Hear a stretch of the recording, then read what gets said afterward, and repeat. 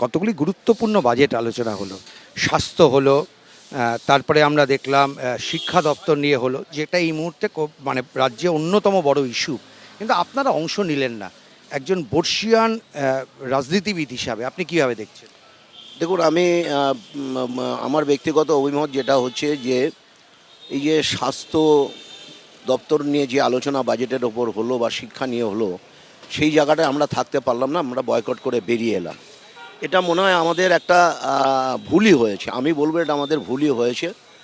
মানে গুরুত্বপূর্ণ দুটো বাজেট, সেই জায়গাটায় আমরা থাকতে পারলাম না। তো আগামী দিনে আমাদের নিশ্চয়ই এই নিয়ে চর্চা করতে হবে, আলোচনা করতে হবে, বিরোধী দলনেতার সাথে আমাদের সবাইকে বলতে হবে যে মানুষের কথা আমরা বিধানসভায় দাঁড়িয়ে বলবো। যেখানে শিক্ষা এবং স্বাস্থ্য একটা গুরুত্বপূর্ণ সাবজেক্ট, সেই জায়গাটায় আমরা বিধানসভায় বয়কট করলাম বা অফ থাকলাম, এটা আমার ব্যক্তিগত মত, এটা মনে হয় আমাদের ঠিক হয়নি। আমাদের থাকা উচিত ছিল, বলা উচিত ছিল। অন্য কোনো বিষয়ের ওপর বা অন্য কোনো পথ ধরে আমাদের বয়কটগুলো করলে ভালো হতো। এই দুটো সাবজেক্টের ওপর মূলত থাকাটা আমাদের জরুরি ছিল। এই দুটো শুধু নয়, বিধানসভাটা হচ্ছে বিরোধীদের জন্য। বিরোধীরা আমাদের জিতে বিধানসভায় পাঠিয়েছে মানুষের কথা বলার জন্য।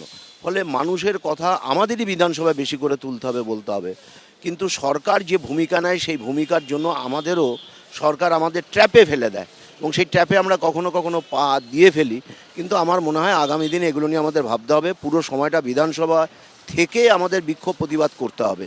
বিধানসভায় থেকে যদি আমরা এটা করতে পারি, তাহলে মানুষের কথাগুলো আমরা বলতে পারবো। আমার মনে হয় আগামী দিনে বিরোধী দলনেতাকে আমাদের যে বাজেটের যে সেশন টাইমটুকু এবং বিধানসভার যে টাইমটুকু আছে, সেই টাইমটুকু রাজ্যের মানুষের জন্য আমাদের বলতে হবে এবং কথায় কথায় আমাদের বয়কট করে বেরিয়ে এলে হবে না। প্রাক্তন মন্ত্রী তার অভিজ্ঞতা থেকে তিনি মনে করেন যে যেভাবে বয়কটের পথে হাঁটছে বিজেপির বিধায়করা, সেটা কিন্তু ঠিক না, বরং বিধানসভার ভেতরে থেকেই প্রতিবাদ করা উচিত, এমনটাই তার অভিমত। ক্যামেরায় অজয় দাসের সঙ্গে উজ্জ্বল মুখোপাধ্যায়, এবিপি আনন্দ, কলকাতা।